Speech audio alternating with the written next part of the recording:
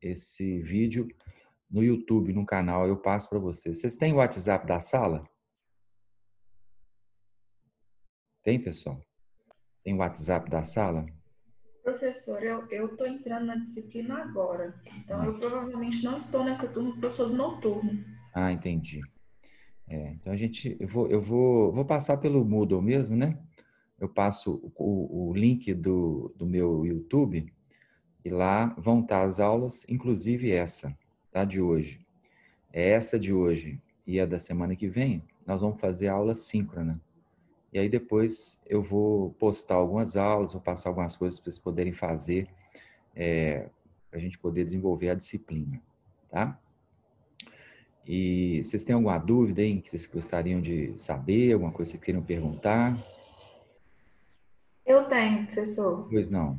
Igual eu falei, eu estou chegando agora na disciplina, eu não sei se o senhor deu alguma coisa antes. Eu É porque eu dei uma já tinha, aula, eu dei eu uma tinha aula, solicitado, pode falar, desculpa. eu dei uma aula antes, sabe? E sobre introdução às lesões e os modelos. Aí depois você pega com o pessoal, Tá, joia. tá? Tá. Com relação ao que o senhor vai mandar de vídeo, se o senhor Isso. mandar lá no Moodle, chega para mim no e-mail. Então, para mim, se o senhor mandar o link, tá Isso. tranquilo. E Beleza. outra dúvida, Ah, ontem o senhor mandou uma mensagem com um convite para ingressar numa sala, só que eu estava em aula, aí eu falei, será não, que é não, aula? não foi bobagem. Era essa sala aqui mesmo. Era essa de hoje, né? Vai ser Beleza. sempre 7h30, tá? Tá, joia. Obrigada. Aí quando você receber aquele linkzinho, é só você clicar que você entra na sala, né? Tá, joia. Tá bom? Mais alguém tem alguma dúvida, pessoal? Não? Tranquilo aí, a turma toda? Professor, Pois não. a gente, a gente tinha discutido os temas que iriam ser abordados nesse semestre. Isso. O senhor vai continuar com aqueles temas ou fez Vou alguma continuar. alteração? Vou continuar com aqueles mesmos temas. Ok. Continuar com os mesmos temas. Tentar cumprir o cronograma, né? Que a gente propôs, Uhum. tá? Vai Ok. ser aqueles mesmos temas. Hoje a aula é sobre lombalgia, tá? Tá bom, obrigado. Beleza, Bruno. Tranquilo aí, pessoal? Mais dúvidas?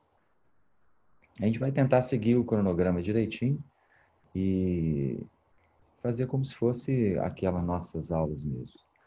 E uma coisa que é importante também, gente, é vocês, quando forem tentar entrar no horário, porque senão eu não consigo anexar vocês aqui. Eu tenho que parar a aula para poder permitir que vocês entrem na reunião do Zoom. Então não tem jeito de eu ficar parando a aula toda hora para poder deixar entrar a gente na aula. Então eu queria que vocês entrassem no horário certinho. Depois, quem quiser assistir, se não quiser assistir também, nesse horário de 7h30, aí é só ir lá no YouTube e assiste a aula vai ficar gravada lá, tá? Então, quem perdeu essa aula de hoje, não precisa se preocupar, é só ir lá no canal do YouTube, que eu vou passar para vocês o contato, e aí a gente se comunica, tá bom? Dúvidas, pessoal? Alguém quer fazer alguma consideração, alguma coisa diferente? Não? Muito bem. Professor, Fala, Júlia. a gente tinha feito grupos de trabalho e tal. Como Uhum. que vai ficar a forma de avaliação? A avaliação, nós vamos fazer uma prova e vamos fazer o trabalho. Só que o trabalho pode continuar aqueles mesmos grupos. Vocês podem encontrar pelo Zoom, combina o trabalho e apresenta. Mesma coisa. Tá bom. Nada não. Né? Que é sobre prevenção de lesões, né? Uhum. É isso aí. Vocês vão fazer a mesma coisa que vocês iam fazer. Aí vocês se reúnem pelo Zoom também. Faz o trabalho e apresenta. Aqui no Zoom também compartilha a tela, igual eu tô fazendo. Fechou. Fechou? Fechou. Show de bola. Mais alguém quer fazer pergunta, gente? Não? Tranquilo? Então nós vamos Professor, seguir. posso fazer uma Pois não. pergunta? Pode, com certeza. E não tem grupo, como é que ficaria? Se você não tem grupo, você entra, você conhece alguém da sala? Você tem você é da sala? Você Eu conhece as entrei pessoas agora, né, depois dessa da última pandemia? leva de matrícula. Beleza, mas você é da sala? Você conhece as pessoas da sala? Eu tô vendo aqui alguns nomes, tem alguns nomes familiares, sim. Pede para entrar no grupo dessas pessoas, pergunta Então se o tá grupo é jóia. completo, tá? Beleza. Só Obrigado. conversar com eles e entrar no grupo deles. Tá bom? Tá, joia. Uhum, obrigado. Beleza. Mais alguma dúvida, pessoal? Muito bem. Então, eu vou fazer a aula de hoje, vou compartilhar a tela com vocês aqui. Essa aula é uma aula sobre lombalgia, tá? E deixa eu só pegar aqui.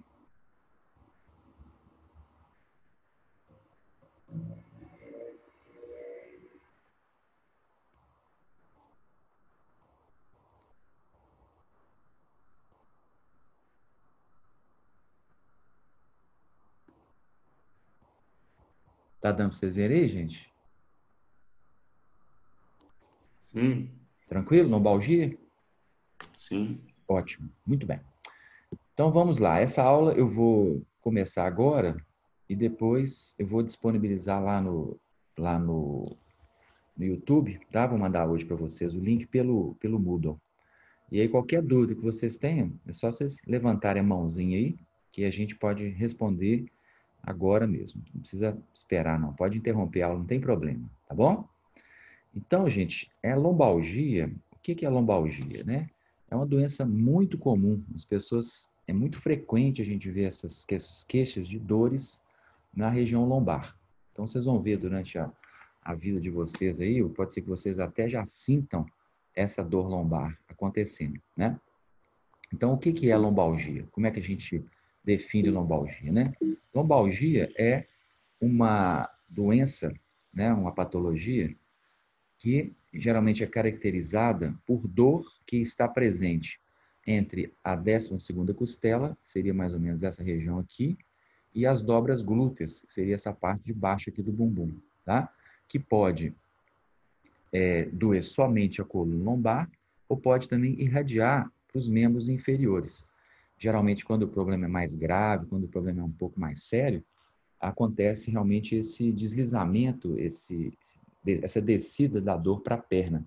Geralmente, quando está envolvido algum nervo, como o nervo esquiático ou o nervo femoral, que é o nervo que inerva a parte anterior da perna, no caso do femoral, ou que irradia a parte posterior, no caso do esquiático, podendo chegar até o pé, até lá na região dos dedos do pé. Tá? Então, essa seria a definição aí, né, dessa dor. A lombalgia, ela é classificada em termos de 85% a 95% de idiopática. O que significa idiopática? Idiopática é que não tem causa definida. A gente não consegue definir muito bem qual é a origem da dor. Tá? Tem algumas, em torno de 15%, a gente consegue definir a origem da dor. A pessoa tem um tumor na coluna, a pessoa tem um processo de degeneração muito intenso das vértebras. Então, você consegue identificar a origem da dor. Na maioria das vezes, a gente não consegue identificar qual é especificamente a fonte da dor daquele indivíduo, né? O indivíduo tem uma dor que nós classificamos como idiopática, ou também chamada de dor lombar não específica. Nós não conseguimos especificar qual é exatamente a fonte da dor desse indivíduo. Várias estruturas podem doer na coluna. E então fica difícil a gente especificar exatamente qual é aquela região que está produzindo a dor, né? E o diagnóstico e o tratamento dessas patologias, talvez até por isso, é muito pouco compreendido, são coisas que a gente ainda tem muita dúvida em relação a esse tipo de tratamento, tá? Que acontecem nas lombalgias. Interessante é que a prevalência dela é muito alta, né? 80% da população é afetada. Então, você imagina, muitas pessoas têm lombalgia. Provavelmente muitos de vocês ou parentes de vocês também já tiveram lombalgia, né? Ela é muito comum em adolescentes. Hoje em dia torna-se muito comum em adolescentes. E geralmente as lombalgias, se a gente não fizer nada, ficar repousando, elas melhoram em torno de 4 a 6 semanas. Em torno de 50 a 80% das vezes, você tem uma recuperação em torno de 4 a 6 semanas. Se não fizer nada. E essas de 50% a 80% melhoram espontaneamente. Existe uma recorrência, uma recidiva muito grande dessas lesões. Então, é muito comum a gente ter 80% de recorrência nos 12 primeiros meses após a crise. Então, é muito comum a pessoa ter uma crise, passar essas 6 semanas, melhorar e, frequentemente, em torno de 80%, 12%, 12 meses após a primeira crise, a pessoa apresenta outra crise, né? Alguns evoluem para cronicidade. Algumas pessoas têm lombalgias, que nós chamamos de lombalgias crônicas. São aquelas lombalgias que duram mais do que 3 meses. Então, a pessoa tem dores com mais de 3 meses na coluna lombar. Então, isso nós chamamos de lombalgia crônica. E a lombalgia aguda é aquela que aparece de maneira mais aguda, né? Em torno de 45% a 60% das lombalgias que cronificam evoluem para incapacidades menores. Aquelas dorzinhas, a pessoa reclama de dor, mas nada que incapacite o trabalho ou que faça a pessoa ter algum problema mais sério que tenha que se ausentar ao trabalho, né? E de 8% a 15% tem uma incapacidade severa. A pessoa não consegue trabalhar, não consegue viver adequadamente. A maior causa de afastamento do trabalho é a lombalgia. Então, é um problema muito frequente, muito prevalente e que gera desde problemas mais leves até problemas muito incapacitantes, patologias bastante mais sérias que interferem até com a vida realmente da pessoa e com o trabalho do indivíduo. Como todo o processo que envolve o ser humano, né, a gente tem várias análises para ser feitas sobre a lombalgia. Quando a gente fala de dor, o processo hoje é analisado de uma maneira biopsicossocial. Significa que existem fatores biológicos, fatores psicológicos e também fatores sociais que interferem no aparecimento e na manutenção, principalmente quando as lombalgias são crônicas. Então, nas lombalgias crônicas, os fatores psicossociais são muito importantes. A gente nunca pode esquecer de que existe o biológico, existem as alterações degenerativas, existem as patologias da coluna, mas também o psicológico e o social influenciam muito no surgimento da dor. A dor não é só um fator biológico, ela não acontece somente pela biologia, ela acontece pela biologia interagindo com os fatores psicológicos e sociais. Muitas vezes a gente vê pessoas com a coluna ruim, machucada na imagem, mas que não apresentam dor. E pessoas que têm a coluna perfeitamente adequada, normal, e que sentem dor na coluna, né? Então, isso é a interação entre esses fatores biopsicossociais. As estruturas anatômicas, os ossos, os músculos e as articulações também têm importância aí nessa lombalgia, e o controle motor, né, que é o controle sobre os músculos, sobre a postura, sobre o movimento do nosso corpo, também tem relação com o surgimento das lombalgias, né?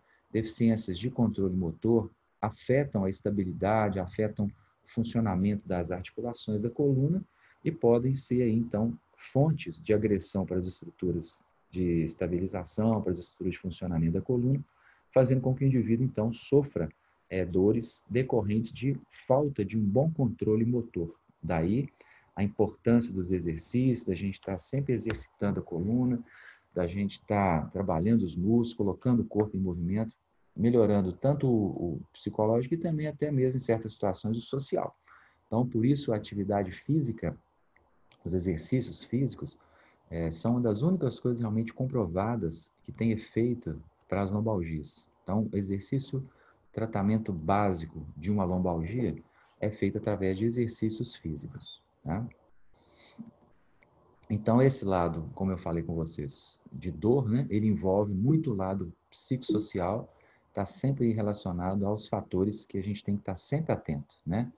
Excessivamente atento. As dores, a depressão, depressão, angústia, estresse, tudo isso pode alterar as vias de percepção de dor, deixar o indivíduo mais suscetível à dor, inibir as vias descendentes que inibem os processos de dor que nós temos. Isso, então, é uma grande fonte de interação do componente biológico com o fator social e psicológico. Então, muitas vezes nós falamos que a gente não sente dor, não é na coluna, a dor a gente sente no cérebro. O cérebro é o principal órgão de absorção, de percepção da dor.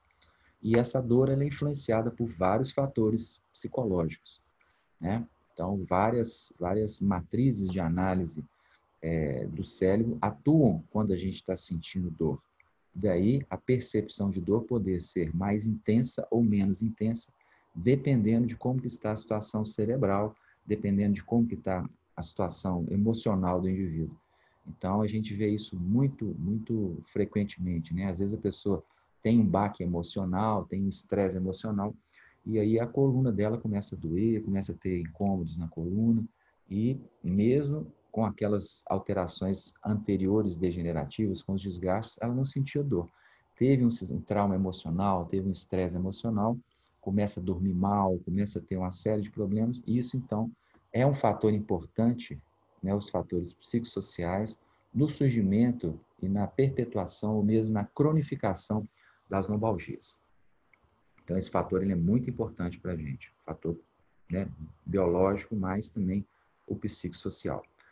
Quando a gente fala da estrutura anatômica, que vai gerar aí problemas na coluna, nós estamos falando dos discos, que são essas estruturas que ficam entre as vértebras, que muitas vezes sofrem processos de degeneração, de herniação. Nós estamos falando das facetas articulares, das articulações, da cartilagem que recobre as facetas, que muito frequentemente pode sofrer processos de artrose, de osteoartrite, de formação de cistos, de degeneração gerando dor. Nós temos também o alinhamento da coluna, as alterações de posicionamento, como escoliose, a lordose excessiva, outras alterações posturais que podem também ser fontes de sobrecarga para a coluna. A musculatura, os processos de degeneração dos músculos, isso aqui é uma ressonância magnética, um corte transversal mostrando a degeneração gordurosa dos multífidos. Os multífidos são músculos que estabilizam a coluna, que têm uma inserção direta sobre a coluna. E aqui ele deveria estar preto. Isso é uma substituição gordurosa. As fibras do multífito, que estariam pretas aqui, foram substituídas por tecido gorduroso. Isso vem muitas vezes da inatividade, da falta de exercício físico e do próprio envelhecimento. Então é uma coisa que a gente tem que prestar muita atenção nessa musculatura estabilizadora, nessa musculatura que trabalha fortalecendo a coluna, né? É uma estrutura muito importante, são estruturas muito importantes. O disco, como vocês viram aqui, e existem também muitas dores na coluna que são dores miofaciais. São dores que surgem não devido a problemas na articulação, mas sim problema nos músculos, os famosos trigger points, nódulos de tensão miofacial. Então é muito comum as dores na coluna virem de problemas musculares, no caso aqui, o glúteo médio, os eretores da espinha, são fontes frequentes de dores musculares que muitas vezes vão simular uma dor mais profunda. O indivíduo acha que tem uma dor óssea, uma dor interna, e na realidade a dor dele está na musculatura, está na estrutura muscular dele. Tá? Então é um processo que a gente observa com muita frequência. Então isso tem a ver com a estrutura anatômica, né? Com aquela coisa que a gente consegue muitas vezes palpar, avaliar de maneira mais quantitativa, né? Mais na quantidade mesmo, avaliar. Uma da estrutura que é importante, que a gente já tinha visto, é o disco intervertebral. Então, muitas dores na coluna surgem devido justamente a processos de degeneração ou de propriamente herniação desses discos, né? O disco intervertebral ele é formado de duas partes, um núcleo pulposo, que é formado de como se fosse uma gelatina, e o anel fibroso, que mantém essa gelatina presa entre essas duas vértebras. Muito frequentemente podem acontecer lesões dessas fibras do ânulo fibroso, fazendo com que o núcleo pulposo vá rompendo essas fibras e vazando, vá dirigindo-se principalmente para a região posterior da coluna.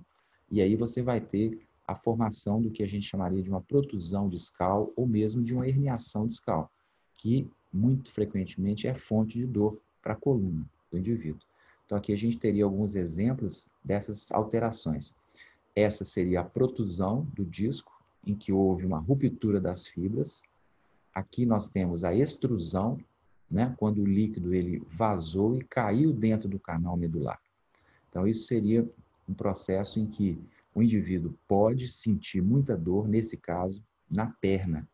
Se for uma região lombar, como a gente está estudando, ele poderia estar sentindo uma dor na parte posterior da perna, irradiando para a região da tíbia, irradiando para a lateral da coxa, uma dor profunda, uma dor parecendo uma dor de dente, né? Então, isso seria a herniação discal. Então, o disco rompeu e caiu no canal medular, pinçando a raiz do nervo, né? É interessante a gente falar também que existem pessoas que têm essas imagens de hérnia. Você vê uma ressonância magnética da coluna, existe a presença da hérnia, mas não existe a dor. Não necessariamente ter hérnia significa que você tem dor. Pode ser que seja uma coisa de adaptação crônica, e isso não gere uma dor muito aguda. O indivíduo pode ter essas imagens sem ter dor na coluna, tá? Então, esse é um processo que vem, muitas vezes, com o próprio envelhecimento, alterações que vêm com o envelhecimento. E outra coisa que pode acontecer também no disco é a degeneração discal, é a ruptura das fibras do ânulo, e aí o indivíduo vai rompendo, não no sentido único, mas ele vai rompendo de maneira geral o disco. Isso acontece também com a idade, né? São as degenerações discais, degeneração do disco.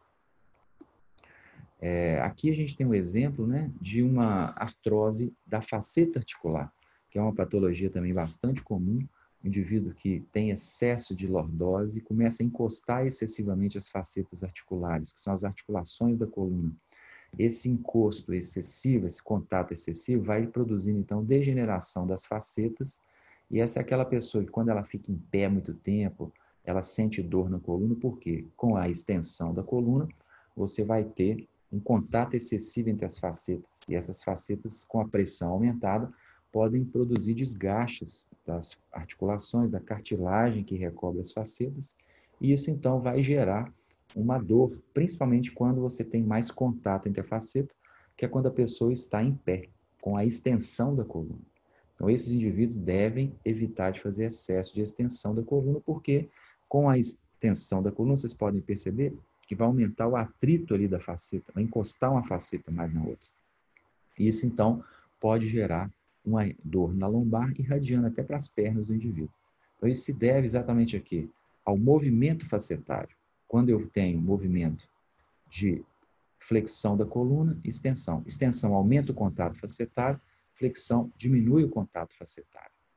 Então, esse contato facetário mais intenso vai levando à degeneração da cartilagem, e o indivíduo, então, quando faz extensão, essa cartilagem encosta mais uma na outra, ele vai, então, produzir uma dor, né?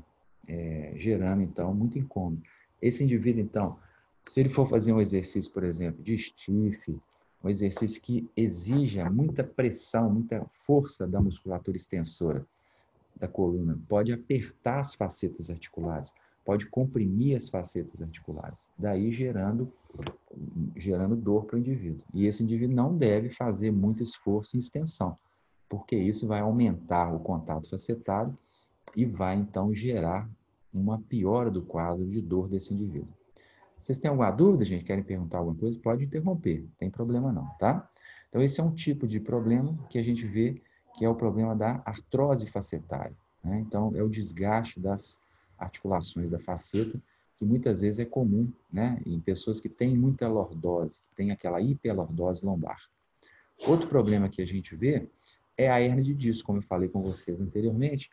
Vocês observem ali, você vai ver, então, a vértebra, e entre as vértebras o disco intervertebral, e esse disco, ele é formado de duas partes. Ele é formado do ânulo fibroso e do núcleo pulposo. O núcleo pulposo, ele é como se fosse um gel, uma gelatina. Aqui nós temos os discos, o núcleo pulposo e o ânulo fibroso. O ânulo fibroso é essa parte branca, e o núcleo pulposo a parte vermelha. Essa parte branca, ela é uma fibrocartilagem. E aqui nós temos, então, um gel, como se fosse uma gelatina. Quando nós, então, através dos movimentos, principalmente os movimentos de flexão, eles podem acabar acarretando uma tendência do disco se deslocar posteriormente, e isso, então, vai rompendo aquelas fibras do núcleo e vai fazendo com que o líquido extravase posteriormente, e extravasando posteriormente, ele pode pegar essa parte amarela, ou essa parte amarela de cá ou essa de cá. Essa parte amarela são, aqui no caso é a medula, ou aqui são as raízes dos nervos. Então, nós podemos ter pinçamento dos nervos. Por isso, muitas vezes, que o indivíduo, quando tem um problema na coluna, muitas vezes ele nem sente dor na coluna. A maioria da dor que ele vai sentir é uma dor na perna. A pessoa que tem isso, ela não sente dor na coluna. A queixa dela é uma dor que vai irradiando para a perna. E desce, pode levar a perda de força, pode levar a alterações de sensibilidade. E em situações mais graves, que aí já são emergências médicas mesmo, a gente tem que saber isso, o indivíduo que perde o controle dos esfíncteres, anal e vesical. Então, a pessoa perde o controle, ela não consegue controlar o xixi e o cocô. Então, ela, nesse caso, é um caso emergencial. A pessoa tem que ir para o médico e fazer a descompressão da medula, né? A descompressão das raízes nervosas que estão sendo pinçadas pela hérnia. Então, são casos mais graves, casos que exigem realmente uma conduta cirúrgica. Mas, na maioria das vezes, as hérnias de disco são de tratamento conservador. Em torno de 90% das hérnias evoluem bem com o tratamento conservador. Fisioterapia, remédios, né, exercícios. E somente em torno de 10%, de 4% a 6%, evoluem para a cirurgia. Então, a maioria das hérnias, elas são reabsorvidas. O corpo reabsorve essa hérnia. Ele vai, então, descomprimir a raiz do nervo. E existem técnicas de tratamento fisioterápico que vão ajudar nesse processo de recuperação dessas hérnias. E, principalmente, o que a gente tem que tomar cuidado quando a gente fala de exercício para essas hérnias, né? São exercícios em que você tenha muita compressão axial sobre a coluna, carga axial, peso em cima da coluna, né? Agachamento com peso muito grande e, associado ao peso, os movimentos, principalmente extremos de flexão, né? A flexão normal, ela não tem problema fazer, mas a flexão extrema, a flexão com muita carga, ela pode ir rompendo as partes mais posteriores do ânulo, que são exatamente essas partes daqui, ó. Quando você faz extensão, esse disco se desloca para frente. Quando você faz flexão, esse disco se desloca para trás. Então, os movimentos mais danosos aí, mais perigosos para a coluna, muitas vezes estão relacionados ao excesso de flexão, principalmente a flexão com peso. Não que a gente não possa fazer flexão com a coluna. Sim, a gente pode. É até importante fazer os movimentos de flexão, mas com carga excessiva nas pessoas que já tiveram episódio de hérnias, que já têm a fragilidade dessa parte posterior do disco, é bastante perigoso, bastante danoso para o indivíduo, tá? Principalmente associar os movimentos de flexão aos movimentos de rotação da coluna. Então, isso realmente gera uma carga muito grande na parte posterior do disco, fazendo com que haja, então, essa tendência da ruptura das fibras do ânulo e do extravasamento do líquido que nós temos aqui, do núcleo pulposo. Tá?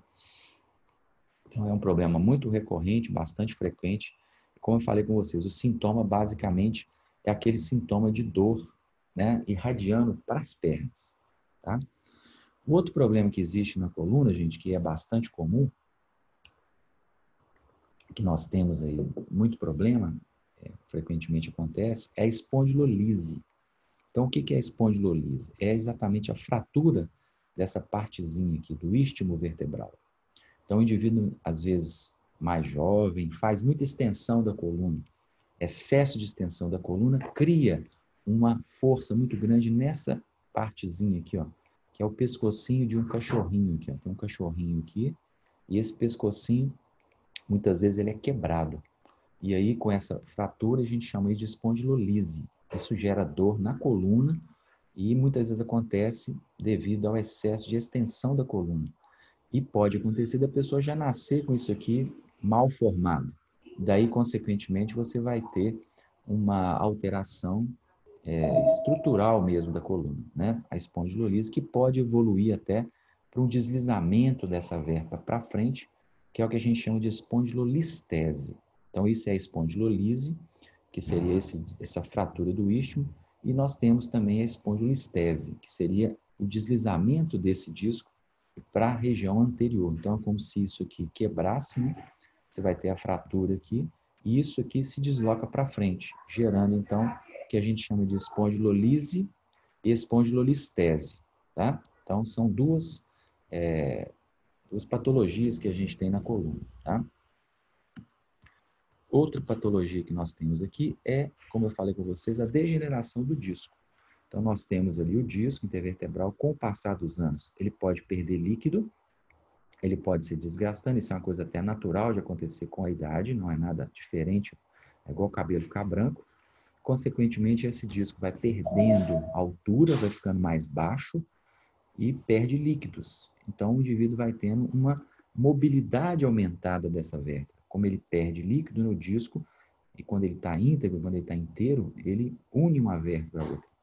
E aí, em certas situações, com a perda desse líquido, você vai, então, diminuindo o tamanho desse espaço, fazendo com que uma vértebra encoste mais na outra, e isso, então, vai perdendo um pouco da estabilidade da coluna, e aí, muitas vezes, como forma de tentativa de reorganização dessa estabilidade, o organismo, então, vai criando como se fossem pontas de osso, que a gente chama de osteófitos. Então, são aqueles famosos bicos de papagaio, né? Ah, minha mãe tem bico de papagaio. O que é bico de papagaio? É isso aqui, ó.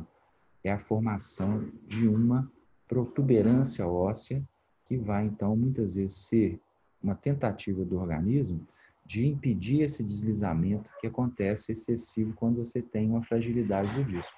É como se fossem duas pontinhas que vão sendo feitas na tentativa de estabilizar, diminuir esse deslizamento entre as vértebras, tá? Então, isso acontece em certas situações, é natural com a idade, mas pode acontecer em pessoas mais jovens de ter esse desgaste e isso ser aí uma fonte de incômodo, de dor. E muitas vezes vem associado a protusões do disco, né, que seria aquela protusão do disco que eu falei com vocês, muitas vezes pinçando as raízes dos nervos. Tá? Então, isso é outro processo que a gente chamaria dessa degeneração discal. E aí, aqui, aquilo que eu falei com vocês, seria espondilolistese. O que é espondilolistese? É realmente a fratura do istmo vertebral, que é a espondilolise, associada a um deslizamento da vértebra anteriormente. Então, nós chamamos isso de espondilolistese. Então, é a lise, quebrou o istmo vertebral, associada ao deslizamento anterior da vértebra, que é o que a gente chamaria de listese. Seria esse deslizamento anterior da vértebra. Pode ter a retrolistese também, mas o mais comum é a anterolistese, justamente por causa da forma da coluna lombar, que é aquela forma de lordose, né? Isso pode acontecer na região cervical também, mas na lombar é mais comum, justamente por causa daquela tendência de lordose e muita carga em cima da coluna, uma carga muito forte, né? O peso corporal fica todo ali armazenado na região lombar. Então, esse é a espondilolise. Lise, então, seria a lise associada à listese, ao deslizamento da vértebra, tá?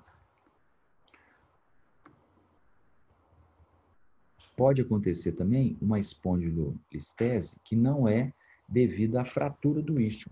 Pode acontecer também uma espondilolistese que é degenerativa, que vem justamente pela fragilidade do disco. O disco, então, perde o poder de manter uma vértebra unida com a outra, e aí, mesmo sem a fratura do istmo, vocês estão vendo aqui, ó, o istmo está preservado. A vértebra pode deslizar para frente. Isso vem em consequência de alterações degenerativas do disco que permitem uma maior fragilidade daquela região, permitindo com que a vértebra deslize anteriormente. Essas alterações, tanto a espondilolistese quanto a espondilolise, elas são dolorosas, podem ser dolorosas. Tem pessoas que têm isso aí, nunca tiveram nenhum tipo de dor. Boa, não tiveram nenhum tipo de dor. E outras pessoas, sim, elas apresentam dor devido a essa listese. Tá? Então, espondilolistese degenerativa, ela não tem fratura do istmo, ela simplesmente vem em consequência desse processo degenerativo do disco, certo? Aqui, gente, é uma imagem, né, de uma ressonância mostrando as alterações degenerativas, né? Então, vocês observem, as vértebras, geralmente, elas são bem certinhas. Aqui você vê o disco totalmente degenerado, totalmente gasto, né? Aqui a gente observa os espaços aonde saem os nervos. O espaço fica estreitado. Isso pode pinçar também o nervo, a estenose foraminal, que a gente chama. Tá? Aqui a gente observa, então, uma hérnia de disco. Olha, né? Aquele líquido que estava aqui, a vértebra, essa parte mais cinza, o líquido vazou e encostou na raiz do nervo, comprimindo a raiz do nervo.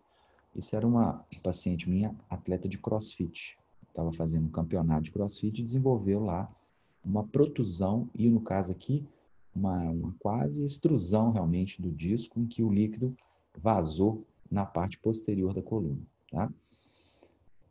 Aqui é o que a gente chamaria um corte transversal, mostrando para vocês as facetas articulares, é onde articulam as vértebras. E aqui você vê a formação de espículas ósseas. Está vendo essas pontas aqui que parecem dois chifres? Ó? Isso é um processo de formação daqueles osteófitos. E aqui a gente vê a diminuição da qualidade da cartilagem. Aqui a cartilagem está fina. Isso aqui era para ser esse espaço pretinho aqui, ó, era para ser bem maior, mas ele é um espaço muito pequeno. Então isso indica que essa pessoa tem uma artrose facetária, um desgaste da faceta, muitas vezes decorrente de uma hipermobilidade daquela vértebra, que pode estar relacionada à degeneração do disco. Então, muitas vezes, quando o disco se desgasta, esse disco vai permitir uma mobilidade excessiva da vértebra. Essa mobilidade excessiva da vértebra vai levar a um atrito excessivo das facetas. Isso pode, então, gerar a formação de uma tentativa de estabilização dessa vértebra, que é a formação de osteófitos. Tá? Então, é o que a gente chama de artrose facetária. Aqui, gente, ó, é um outro tipo de quadro, só que esse é um quadro bem extremo. Esse era um menino, paciente nosso também, de 15 anos. Ele chegou na clínica com a queixa de dor na coluna lombar quando jogava tênis. Então, na hora de jogar tênis, ele entrou na aula de tênis, quando ele começava a sacar, ele sentia bastante incômodo na região lombar. E aí foi feita uma ressonância. O que a gente observa aqui? Nós estamos observando uma listese, uma espondilolistese. Observa aqui a primeira vértebra sacral, a S1, e aqui a quinta vértebra lombar. Olha como é que deslizou tudo aqui para frente. Ó. Isso aqui, ó, essa vértebra tinha que estar aqui atrás, ó, e ela está toda deslizada para frente. Então, isso é o que a gente chama de espondilolistese. A vértebra veio e deslizou totalmente para frente. Essa aqui é uma espondilolistese grau 3. Esse menino ele teve que ser operado, colocou vários parafusos aqui e a coluna dele ficou muito boa, né? Então, houve uma melhora bastante grande desse deslizamento anterior das vértebras. Isso um menino de 15 anos que até então não sentia nada. Só quando ele começou a jogar tênis é que começou a manifestar a dor nele, tá? E aqui a gente pode ver a movimentação dele. Observem que parece que forma como se fosse um degrau na coluna, né? Aqui você tem uma lordose, né? Uma lordose alta, e na hora que ele abaixa, a gente observa que há como se fosse um degrau aqui, ó. Esse degrau é o local onde houve aqui aquela listese, aquele processo de deslocamento das vértebras no sentido anterior, tá? Aqui é aquela mesma pessoa que eu falei com você, só que numa posição, né, em outra posição. Aqui a gente observa, então, o disco e o extravasamento do disco. A L5, S1 dela, com uma grande massa de disco que vazou o disco dela. E aqui você observa a L4, L5 também já caminhando para ter um vazamento do disco. A L3, L4 também, várias protusões discais. Muitas vezes está associado à sobrecarga na coluna. Certamente essa moça, é interessante, ela estava no campeonato de CrossFit. E no campeonato de CrossFit tinha uma tarefa de fazer o stiff com uma outra pessoa. Então você pegava a barra, as duas pessoas faziam o stiff. Só que a companheira dela era mais baixa que ela. Então na hora que ela abaixava, na hora que ela fazia a flexão, como a companheira dela era mais baixa, ela tinha que fazer mais flexão do que a companheira. Consequentemente, o que aconteceu? Forçou muito o disco dessa pessoa e aí houve essa protusão, esse extravasamento do líquido no sentido posterior, porque ela fez muita flexão com a coluna, com peso, né? Com um peso muito grande, no caso do stiff. E a competição ainda com muita repetição. Daí, uma fadiga na musculatura, a possibilidade de ter tido aí extravasamento do disco e essa hérnia acontecendo, tá? Muita dor na perna, muito incômodo, né? Depois de um bom tempo, houve a melhora do quadro. Não precisou de operar nem nada, não. Com a própria fisioterapia, ela resolveu o problema. E aqui a gente vê também, gente, essa ressonância mostrando os discos hidratados, os discos bons. Então, isso é uma ressonância da coluna. Quando a gente tem o disco bom, ele é branco. ele é hidratado, ele é cheio de líquido. Aqui a gente está vendo o disco degenerado. Então, observa, está preto, perdeu líquido e houve aquele vazamento do disco intervertebral do núcleo pulposo na direção posterior. Isso, então, seria aquela hérnia de disco que a gente está falando, tá? Então, são problemas muito recorrentes que geram muito incômodo, muita dor. Como a gente viu, geralmente eles duram em torno aí de 4 a 6 semanas, essas crises. Mas podem se cronificar e podem até, em determinadas situações, evoluir para a cirurgia, né? Cirurgia pode ser a dissectomia, que é tirar o disco ali, ou então, muitas vezes, a dissectomia associada à artrodese. Então, o que é artrodese? O indivíduo vai operar o disco, muitas vezes ele tem que tirar o disco, porque o disco já vazou. E aquela vértebra fica mais instável. Então, o que tem que fazer? Muitas vezes, colocar pinos na coluna. Aqui nós temos os pinos. Ó. Então, colocam-se 2 pinos nas vértebras para limitar o movimento dessas vértebras. Pode colocar um queijo também aqui, ó, que é como se fosse um disco artificial, que vai segurar também, ajudar a segurar essas vértebras aqui. É uma cirurgia grande, que o resultado é difícil, pesado, né? E existem também microdissectomias, pequenas cirurgias que só se tira o disco sem ter que colocar parafuso, né? E existe a cirurgia endoscópica, em que o médico vai fazer como se fosse uma artroscopia, colocar uma maquininha dentro da coluna e tirar aquele pedacinho do disco, com muito menos agressão do que esses processos aqui, em que tem que colocar essas fixações. Então, dependendo do caso, pode ser indicado uma cirurgia endoscópica, uma microdissectomia, ou até mesmo essa artrodese. No caso daquela listese que eu falei com vocês, daquele deslizamento, teve que colocar esses pinos e essas hastes também na coluna, tá? Aqui a gente vê, né, também a grande hérnia, a grande protusão do disco, com a degeneração do disco acontecendo aqui também. Ó. O disco está íntegro, aqui o disco gastou, perdeu aquele tamanho dele, e o líquido vazou todo aqui para trás, tá certo? Uma coisa que é interessante, gente, da gente ver, é que nem sempre, né, você ter essas imagens significa que você vai ter dor na coluna. Por isso que é muito difícil a gente especificar qual é a fonte da dor da coluna. Por quê? Quando a gente vê, 91% das pessoas mais velhas têm degeneração na coluna, né? A diminuição da altura do disco é vista em 56% das pessoas. Então, não ter essas coisas não necessariamente significa que você vai ter dor na coluna.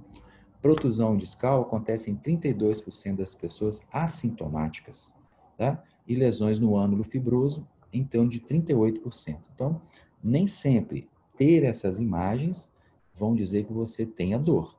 Vai depender muito também da sua demanda, o que você está demandando para a sua coluna em relação à atividade. Por isso a importância da atividade física, por isso a gente tem que dosar os exercícios, tem que ter aquela progressão de carga adequada. E se o seu aluno já teve alguma hérnia, se ele já teve crises de hérnia, é importante que você tome mais cuidados com ele ainda. Cuidados em relação, principalmente, à compressão axial, a pressão, colocar peso, fazer agachamento com peso nas costas, porque como ele perdeu um pouco daquela capacidade de amortecimento do disco, toda a força de compressão axial que a gente vai fazer vai ser absorvida pelo osso que está embaixo ali. E isso pode gerar alterações degenerativas, pode causar dor, pode acentuar até mesmo a crise e fazer com que ele tenha uma hérnia. Evitar também movimentos de flexão extrema da coluna com peso. Não é proibido fazer flexão. A flexão deve ser feita, deve ser incentivado. Mas, o que é importante? É importante que a gente não coloque muito peso quando o indivíduo faz flexão. Exercícios como, por exemplo, o stiff, que tem uma flexão, mesmo você tentando manter a lordose, pode ser que o indivíduo perca essa lordose e sobrecarregue o disco, né? Então, geralmente, exercícios que você tenha excesso de flexão da coluna lombar devem ser evitados, tá? Devem ser evitados, principalmente com carga muito alta, associada a movimentos rotacionais muito bruscos naqueles indivíduos que não têm um preparo muscular adequado para aqueles tipos de movimentação, certo? É importante a gente estar atento a isso. Então, coisas que a gente observa, os problemas, os fatores realmente que estão relacionados à dor lombar são, que são específicos, a gente consegue especificar qual é a causa deles. Fraturas, degenerações lombares intensas, então quando o indivíduo tem muito desgaste mesmo, isso está relacionado, a gente vê a relação entre a clínica e a relação entre as alterações, no caso de excesso de desgaste das vértebras, as herniações de disco, então tem relação realmente entre a dor e a imagem, mas são patologias, são dores lombares que têm bons prognósticos e que têm uma história natural favorável, que a gente consegue realmente melhorar a dor da pessoa. Na hérnia de disco, por exemplo, 90%, 95% das pessoas são curadas, tá? Então, não necessariamente são prognósticos ruins, são prognósticos bons, né? E existem fatores que não estão relacionados, muitas vezes, à dor, como aquela, a gente vê, né? Às vezes a pessoa tem as imagens de uma pequena degeneração discal, de uma protusão do disco, de um abaulamento do disco, aquela protusãozinha ali, né? Abaulamentozinho, fissuras no disco, diminuição entre os espaços articulares, espondilolistese em graus baixos. Então, você ter espondilolistese num grau baixo, não necessariamente isso é a fonte da dor da coluna da pessoa. A gente não pode dizer que a dor venha daquelas alterações, né? E daí, gente, é muito importante que a gente realmente esteja atento à coluna, atento à história do seu aluno, né? Para que você possa, à medida que você vai pegar um aluno novo para começar a trabalhar com ele, é importante que você faça a anamnese desse aluno. A anamnese, importante você colher a história pregressa desse seu aluno, para saber se ele já teve alguma hérnia, se ele já tem alguma alteração de dor na coluna, né, se ele já tem alguma patologia dessa. Porque realmente isso vai, muitas vezes, que você pensar... É 7 chaves de MTK. Tem um problema aqui. Você, muitas vezes, vai ter realmente que pensar melhor no tratamento desse seu aluno, nos exercícios que você vai ter que dar para ele, em algumas restrições de outros exercícios. Então, é muito importante que você colha a história desse seu aluno, que você pergunte a ele se ele já teve algum problema, se ele tem dores, porque isso você vai ter que pensar em quais exercícios você vai selecionar para esse aluno, como que você vai evoluir a carga. De repente, a evolução de carga desse aluno tem que ser uma evolução de carga diferente de um aluno que não tem dor. Ou se ele já teve uma hérnia no passado, você vai ter que tomar muito mais cuidado, porque muito frequentemente o exercício ele é bom, ele é excepcional para a coluna, mas feito de maneira inadequada, ele pode acabar sendo o vetor que vai gerar o aparecimento de alguma dor nesse indivíduo. Principalmente naquelas atividades em que você leva o indivíduo à fadiga, né? Leva o indivíduo a cargas extremas. Então, nesses casos, maior o cuidado ainda deve ser feito e tido com o seu aluno. Tá certo? Vocês têm alguma dúvida, pessoal? Conversa comigo um pouquinho, que eu estou só falando esse tempo todo aqui. Professor, Pois não.